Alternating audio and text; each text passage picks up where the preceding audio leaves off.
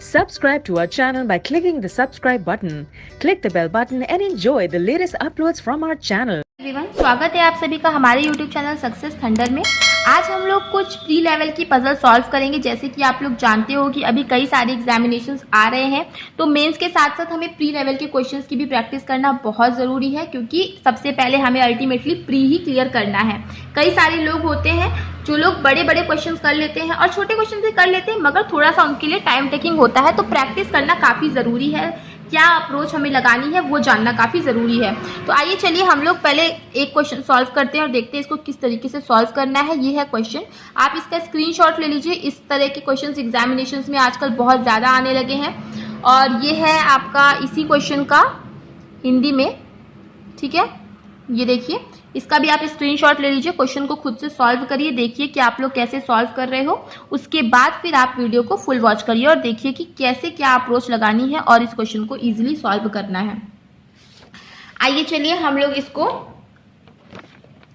Solve करना शुरू करते हैं। कैसे सॉल्व कर सकते हैं, तो क्वेश्चन में लिखा है 8 person seats around a rectangular table. 8 लोग हैं जो कि एक रेक्टेंगुलर टेबल पे बैठे हैं। रेक्टेंगुलर टेबल मतलब इस तरीके से होती है। मैंने आप लोगों को कई बार कहा है अपनी वीडियोस में कि जब भी आप प्री लेवल के क्वेश्चन बना रहे हो तो उसमें कंडीशंस लिखने की बहुत ज्यादा जरूरत नहीं पड़ती। आप चाहो तो सीधे क्वेश्चन को स्टार्ट कर सकते हो, मगर मेन्स लेवल के क्वेश्चन में पहले आप कंडीशन नोट करो, उसके बाद क्वेश्चन को स्टार्ट करो। तो अभी ये क्योंकि प्री लेवल का क्वेश्चन है और इसको सॉल्व करने का क्या होगा मैक्सिमम टाइम, वो मैं आपको इस क्वेश्चन के अंत में बताऊंगी। तो सबसे पहले चलिए हम लोग क्वेश्चन को स्टार्ट कर देते हैं विदाउट क्वेश्चन की कंडीशन लिखे बिना। हाँ, एक दो क्वेश्चन जरूरत पड़ेगी एक दो कंडीशन लिखने की, तो वो हम नोट कर लेंगे, वो अलग चीज है, मगर एकदम फिक्स जैसे हम लोग मेंस लेवल के क्वेश्चन को सॉल्व करते हैं पूरा कंडीशन पहले नोट करके, उस तरीके से सॉल्व नहीं करना है। तो चलिए देखते हैं।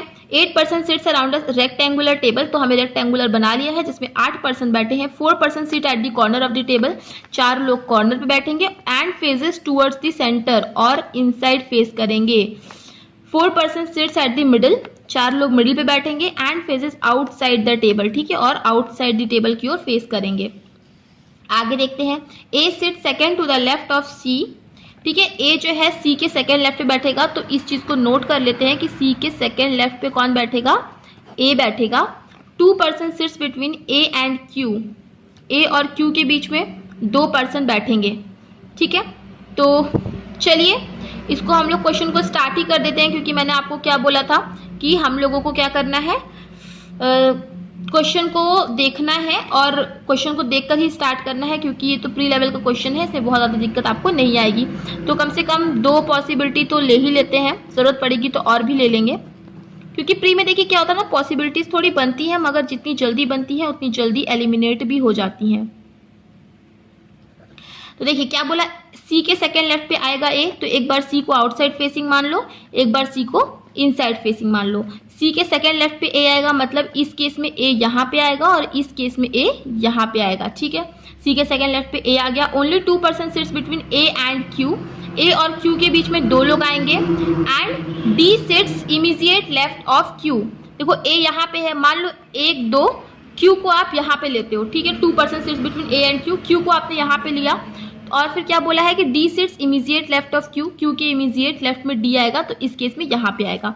मान लो 1 2 आपने क्यू को यहाँ पे ले लिया, ठीक है। 2 पर्सन सिट्स बिटवीन क्यू को यहाँ पे ले लिया। अब क्यू के इमीडिएट लेफ्ट में आना है डी को, तो क्यू के इमीडिएट लेफ्ट में डी कहाँ पे आ जाएगा, यहाँ पे आ जाएगा। अब क्या बोला, S sits third to the right of D. तो देखिए मतलब इसमें इस तरीके से पॉसिबिलिटीज बन रही है कि आपको 4 पॉसिबिलिटी बनानी ही पड़ेगी, तो इसमें घबराना नहीं है। पॉसिबिलिटी खींचने में बहुत ज़्यादा समय नहीं लगता है, लेकिन अगर आप नहीं खींचोगे और इस तरीके से अंदाज से बनाने की कोशिश करोगे तब बहुत ज़्यादा समय लग जाएगा। तो इसीलिए बस फटाफट से 2 सेकेंड में आपका ये डायग्राम बन जाएगा और आपका क्वेश्चन जल्द से जल्द सॉल्व हो जाएगा। ये देखिए मैंने डायग्राम बना लिया है, अब यही सेम चीज उतार देते हैं, ठीक है। अब देखिए कैसे फटाफट क्वेश्चन सॉल्व होता है। तो पहले क्या लिखा, only 2 person sits between A and Q, A और क्यू के बीच में 2 लोग हैं, तो 1 2 एक बार क्यू को इधर लो, 1 2 एक बार क्यू को इधर लो। इस तरह में भी 1 2 क्यू को एक बार इधर लीजिए, 1 2 क्यू को एक बार इधर ले लीजिए। अब क्या बोला, D sits immediate left of Q, Q के इमीजिएट लेफ्ट में डी आएगा, तो क्यू के इमीजिएट लेफ्ट में इस केस में डी यहाँ आएगा, और क्यू के इमीजिएट लेफ्ट में डी इस केस में इस तरफ आएगा। यहाँ पे क्यू के इमीजिएट लेफ्ट डी, डी कहाँ इमीजिएट लेफ्ट कहाँ पड़ेगा, यहाँ पे पड़ेगा। आगे देखते हैं, इसमें देखिए क्यू के इमीजिएट लेफ्ट में डी कहाँ पड़ेगा, डी यहाँ पे पड़ेगा। आगे देखते हैं, S sits third to the right of D, D के थर्ड राइट में एस आएगा। देखो यहाँ पे क्या है, डी आउटसाइड फेसिंग है, डी का थर्ड राइट 1 2 3 एस यहाँ पड़ेगा। इसमें भी डी आउटवर्ड फेसिंग है, डी का थर्ड राइट 1 2 3 एस यहाँ आएगा। इसमें इनसाइड फेसिंग है तो डी के थर्ड राइट में एस, तो 1 2 3 एस यहाँ आएगा। इसमें 1 2 3 एस कहाँ पे आ जाएगा, यहाँ पे आ जाएगा। एस जो है थर्ड राइट हो गया डी के। आगे P sit second to the right of S, S के सेकेंड राइट पे आ जाएगा पी, एस के सेकेंड राइट पे पी यहाँ आएगा। इस केस में पी यहाँ पे आ जाएगा, एस के सेकेंड राइट पे पी यहाँ पे आ जाएगा, और एस के सेकेंड राइट पे पी यहाँ पे आ जाएगा इस केस में। नेक्स्ट पी से B sits third to the right of P, P के थर्ड राइट पे आएगा बी, तो 1 2 3 बी देखो यहाँ पे आ नहीं सकता, ये गलत हो गया। पी के थर्ड राइट 1 2 3 बी यहाँ पे भी आ नहीं सकता, ये भी गलत हो गया। पी का थर्ड राइट 1 2 3 बी यहाँ पे आ सकता है, ये सही है। और पी के थर्ड राइट 1 2 3 देखो बी यहाँ पे नहीं आ सकता, तो ये भी क्या हो गया, गलत हो गया। Next R faces outside of the table, तो अब केवल एक ही जगह बची है और एक ही पर्सन भी बचा था, तो उसमें बोला R outside of the table face करेगा, तो ठीक है आर ने आउटसाइड फेस कर दिया। तो यही आपका फाइनल अरेंजमेंट बनेगा। ठीक है, मुझे एक्सप्लेन करने में भले 3-4 मिनट लग गए, मगर ये क्वेश्चन केवल और केवल 1.5 से 2 मिनट का है। 1.5 से 2 मिनट में आप इसे आसानी से सॉल्व कर सकते हो, 4 पॉसिबिलिटी बना के सॉल्व कर सकते हो। और अगर आप पॉसिबिलिटी नहीं लोगे तब भले आपको टाइम लग जाएगा, मगर अगर आप पॉसिबिलिटी ले रहे हो तब आपको समय नहीं लगेगा। चलिए अब हम लोग एक और क्वेश्चन देख लेते हैं। ये क्वेश्चन अभी हमने सॉल्व कर लिया है। अब इसी के नीचे एक और क्वेश्चन था, वो भी हम लोग देख लेते हैं। तो देखिए क्या लिखा हुआ है, ये रो बेस्ड क्वेश्चन है। 8 person seat in a single row, all of them faces in the north direction, सभी लोग नॉर्थ डायरेक्शन में फेस कर रहे हैं। ये भी प्री लेवल का क्वेश्चन है। R sits to the right of Z who does not seat at extreme end, ठीक है, जेड के राइट पे आर आएगा, लेकिन जेड देखिए जेड के बाद हु लगा है, हु मतलब नियरेस्ट सब्जेक्ट के लिए बोला गया, मतलब जेड जो है वो एंड पे नहीं बैठता है। ठीक है, Z does not seat at the extreme end of the row, और ये नॉर्थ डायरेक्शन सभी के सभी फेस कर रहे हैं, ये आपको दिमाग में रखना है। Q sits third to the right of P, P के थर्ड राइट पे आएगा क्यू। ठीक है, पी के थर्ड राइट पे आएगा क्यू। देखिए वैसे तो मैंने आपको कहा है कि इस टाइप के क्वेश्चंस को आपको तुरंत शुरू करना है, लेकिन जब तक आपको कोई ऐसी क्लू नहीं मिलेगी जहां से आप क्वेश्चन को स्टार्ट कर सको, तब तक तो आप शुरू नहीं कर सकते ना। तो इसीलिए मैं अभी फिलहाल कंडीशन नोट कर रही हूँ। आगे देखते हैं।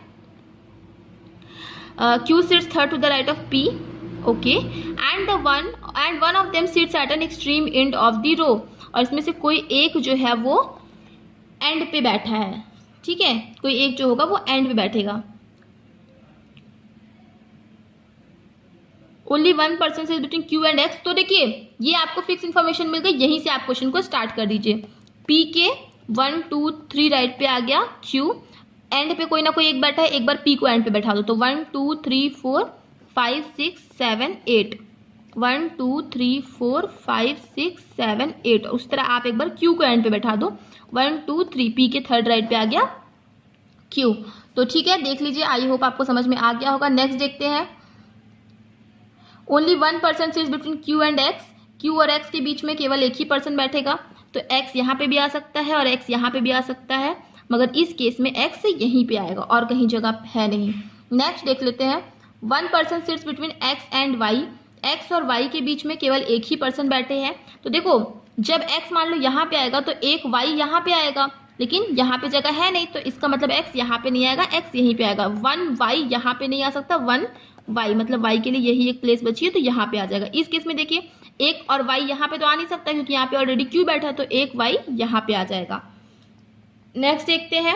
W sits immediate right of S, W जो है S के इमीजिएट राइट पे बैठा है और S जो है एक्सट्रीम एंड पे नहीं बैठा। S एक्सट्रीम एंड के नहीं बैठा, तो इस केस में देखो S यहाँ पे बैठेगा, W यहाँ पे, बाकी कोई जगह बची नहीं। इस केस में देख लीजिए यही एक जगह है S के इमीजिएट राइट पे W को आने की। अब देखिए Z जो है Z के कहीं ना कहीं राइट पे आएगा R, तो Z के राइट पे R यहाँ पे आएगा और इस केस में यहाँ पे आएगा, लेकिन क्वेश्चन में साफ साफ कहा था कि Z एंड पे नहीं बैठेगा, तो यहाँ पे तो Z एंड पे आ गया, तो ये आपका गलत हो गया, यही आपका फाइनल अरेंजमेंट बना। तो इस तरह के क्वेश्चंस एग्जामिनेशंस में आते हैं, बहुत ज़्यादा आते हैं, प्रैक्टिस करना बहुत ज़रूरी है। और इस क्वेश्चन को भी आप आराम से 1 से 1.5 मिनट में कर सकते थे, काफ़ी आसान सा क्वेश्चन था। आई होप आपको समझ में आया होगा। तो अगर चीज़ें आपको क्लियर हो गई हैं तो वीडियो को लाइक करिएगा, शेयर करिएगा और चैनल को सब्सक्राइब कर दीजिएगा। मिलते हैं अपने नेक्स्ट वीडियो में। Thank you so much for watching.